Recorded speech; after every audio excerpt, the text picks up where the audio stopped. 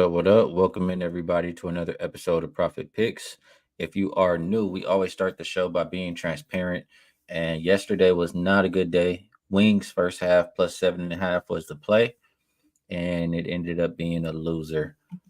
Had plenty of opportunities to cover that, and that last second layup, 6 seconds left, going down full court, cost us a win. So have to try to be better here today and have to be better in general because lately it's been a cold streak. Since Olympic break has come back, and I talked about this yesterday, but when we get those little breaks in the season for basketball, for me, it's usually not the best. I'm the kind of person who needs that steady rhythm. So see if we can pick it up. We can be better. I've only won one of my last 8 bets in the WNBA. Slightly up in the WNBA. Still up all sports about just below 50 units, but need to get back on track.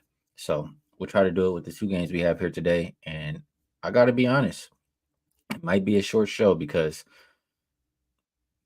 it's tough. It's tough. And I want to give a winner. So we shall see. Let's get to some comments first. Prolific in the building says in first, like Boofer. Also, push like people, please, on your way in. So appreciate you reminding everybody to hit the like button. Nathan absolutely did it. Pretentious Prodigy in the building says, let's win today. GB Bets also ready to cash out. Says he got cute yesterday. Played that Sparks team total over. Should have listened to me and Chris. It happens. Happens. Just got to bounce back today. Jose Perez in the building. Mark A, good to see you here. Says, let's get after these books. You Capper. Patiently waiting for Skee to start while sitting at the airport to head home from Vegas. Safe travels, bro. Hopefully Vegas treated you well. And unfortunately, didn't get to hang out with you this time because I'm gone. But I'll catch you next time. You did, Derek Miller. Told you Skee leave New York Liberty alone. Bet with the Liberty. They're hotter than fish grease. Use common sense. Um, I mean, now you can say that since you've seen them play a few games. But coming out the break, do you know they're hot coming out the break when nobody's played for when the team hasn't played for a month? No, you don't. So I don't think it's necessarily common sense. I gave you guys my logic for why I'm betting what I bet, and that logic works majority of the time for all teams. So I did use common sense. It didn't end up a winner, but you did say that the Liberty were the right side, so I'll give you that. Mark liking the dream. Let's see. Derek goes on to say, Ski, you're still good. Turning the page. Yeah, gotta do a little bit better right here. Tyler says season breaks are always tough to come back from for the first week or so. We believe in the bounce back, Ski. Appreciate you having confidence in me. And absolutely, I've done this long enough to know kind of how it goes. Probably should take it a little bit easier coming out the break, but we'll get back on track. All right, 2 games today. It'll be quick because, like I said, it's not anything that I love, but I do have opinions. So first up, we have Dream versus Mercury. I didn't type it how I usually type. That's why it threw me off. But opened up Phoenix minus 1.5. We now see them minus 3. Atlanta, the total open 163.5. It looks like 165.5. Rebecca Allen remains out for the Mercury. And for the Dream, Cheyenne Parker Tyus did go down with an injury. Have her listed as doubtful for the night, so probably won't see her out there. And Ariel Powers remains out. So first thought to me, or a couple things came to my mind when I'm looking at this game. First, if I just look at, looking at the teams on paper, the Mercury are the clear better team, in my opinion. And you can also go on to look at how they've been playing trend wise. I'll go to first half. The Dream, the only first half they covered as a home dog, their 1-8 was the last one we just played against them. So it hasn't, this season at least, been the best spot for them. Mercury, on the flip side, they're 4-1 ATS in the first half as a road favorite, and they've covered all 5 games, full game, as a road favorite. So they beat up on the teams they're supposed to. You get a little bit of a discount playing on the Mercury on the road rather than at home, and that's my first thought. But then I think a little bit more, and this Dream team has looked better. than the dream that we saw all year. And you can kind of say it's because of Ryan Howard getting back into the lineup, or at least that's partially the reason. Um, she's back. This is also a team that still has, they're not eliminated from the playoffs yet. So they're still pushing, hoping that they can make the playoffs. And you're seeing them playing hard. And a couple games out the break, they're playing well. So it's not a situation where I want to just jump right out and go against them in the form that they're in. And it's tough. So trends on paper, if you look at it that way, it says Mercury, but current form says Dream. So when I feel like this, it makes it tough. Makes it tough. I didn't get to the window with anything. If I had to play, let me actually look at the total. Let me look at some things here. One market is pushing it up, and I can't say I disagree. I mean, Dream with Ryan Howard back should, continue to score more. Let's look at the recent games. Dream 82, 83, 79. I'm sorry. Since the break, they scored 83 and 82. Well, now look at before the break. Mercury 86 and 89. I mean, Dream, like I said, should be able to score better with Ryan Howard in the lineup. And Mercury have plenty of people who could put the ball in the basket. So I'll lean with the market, go over, and decide just kind of back and forth for this game. So let's see how you guys feel about this one.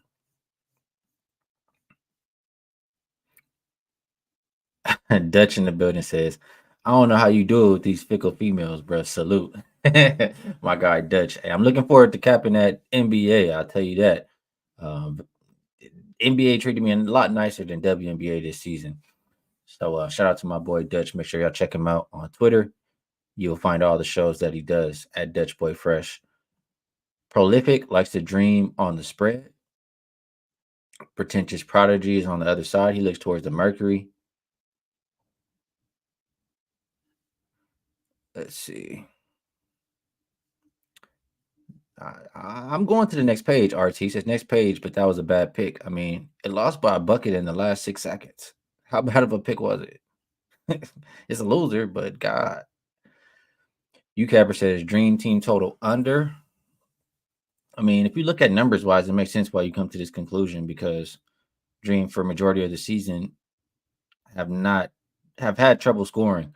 But for a good part of the season, for about a month, they were missing Ryan Howard. And they were also, let me just pull up the lineup.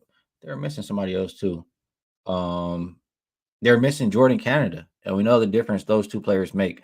So I can't look at season long stats when betting this dream team right now. And if that's the reason why you like dream team total under, I can't get behind it. Curious why you like it, you capper. Appreciate you, Jose Perez. Bill McDonald likes Jordan Canada over her assist. You capper says that's the way he's leaning. They shorten their rotation. Talking about the dream, I believe. Mark says Mercury already in the playoffs. Are they? Have they been clinched? Did I overlook that? I mean, they still have to play for seeding, etc., etc. Uh, yeah, maybe they made it, but actually, I'm not certain. I don't see it saying that they clinched here, if unless I'm looking at the wrong thing. So, still got to play for seeding, nonetheless. And yes, my bad, Derek. The line is the other way around. That's my fault. So Mercury was -3. I will fix that. Appreciate you shouting it out. I'll look at a couple more comments before we move over to the next game. Trey Jr. likes Mercury and Tina Charles over her rebounds. UCapper says, look at Dream following a win. They typically stay under their team total. Again, we're looking at the season long stats, but I will pull it up. I want to look at what you're looking at. So, season equals 2024, and team equals Dream. I should probably screen share just so we can look at it together. So, let me get that. See if we can find something here. I mean, we had a nice query yesterday with look at it right here. Nice query yesterday against the Liberty. Historic situation says play the wings, but didn't matter. It didn't matter. Let's see what this one is saying. So dream after winning. I think that's what he said. Let me just go back. Following a win. All right. Dream and previous win. 2-6 ATS. 5-3 to the under, averaging 71.75 points. And let's look at it. One game was recently versus the Sun, which they scored 82. And what was their team total in that game? I want to say in a game versus Sun, that should be up and over the team total, right? That's a game with Ryan Howard. This is a game without Ryan Howard. Let me see. I think it's June 2nd where she was out. Let me just get there. I want to get this right. So Dream players, Ryan Howard. She was out from June 19th until July 17th. So actually she was here for this Lynx game. They scored 55. What, June 17th? June 19th. Okay, yeah, so she was there. She was there for a good amount of these games, I guess. Interesting. I mean, I guess I don't want to talk you off. It's just I don't feel the same way. But shout out to my guy, UCapper. And S. Dot says take Natasha Cloud under 22.5 points, rebounds, and assists. All right. Angie Martinez, I agree with this. Says Dream aren't the same team. Those last two games showed me something. Yeah, they're fighting right now and they're fairly healthy. So we'll move over to the next game, which is Aces and Lynx in Las Vegas. Opened up Aces -3.5. They're now 7-point favorite. Total opened up 167.5. Hasn't really moved. Looks like 167. Maisha Hines Allen, who the Lynx made a trade for, could make her debut here today. She's game time decision. The Aces do not have anybody on the injury report. Last time these teams played, I believe the Lynx won 100-86. Let's just verify that there. Yeah, 100-86. This is a big game as far as standings wise. The Lynx are ahead of the Aces. Let's just get specific here. So the Lynx are 19-8. Aces are 17-9. And like I said, the Lynx did win the last matchup. So a big game for the Aces as far as standings are concerned. They're at the house.